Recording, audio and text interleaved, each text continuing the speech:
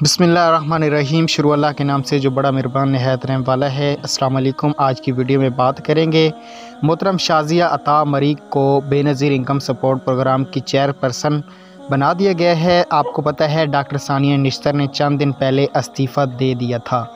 तो आपको पता है पीटीए की हुकूमत थी तो उसको सानिया निश्तर उसकी चेयरपर्सन थी, बहुत ही ईमानदार थी और अच्छी थी। हम अभी भी उनकी तारीफ़ करते हैं और इंशाल्लाह करते रहेंगे। अब नून लीग की मोहतरम शाज़िया अता मरी को बेनज़ीर इनकम सपोर्ट की चेयरपर्सन मुकर्रर होने पर दिल की अता गहराइयों से हम मुबारकबाद उनको पेश करते हैं, क्योंकि अब उनको चेयरपर्सन बना दिया गया है।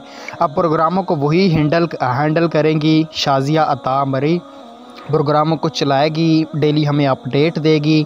अब डॉक्टर सानिया निश्तर नहीं रही, क्योंकि अब वो प्रोग्राम को बिल्कुल भी नहीं चलाएंगी, क्योंकि अब उन्होंने इस्तीफ़ा दे दिया है।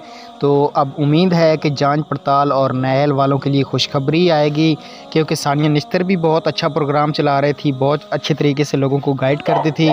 उम्मीद है इंशाल्लाह शाज़िया अता मरी भी बहुत अच्छी हैं, ये भी गरीब लोगों की मदद करेंगी।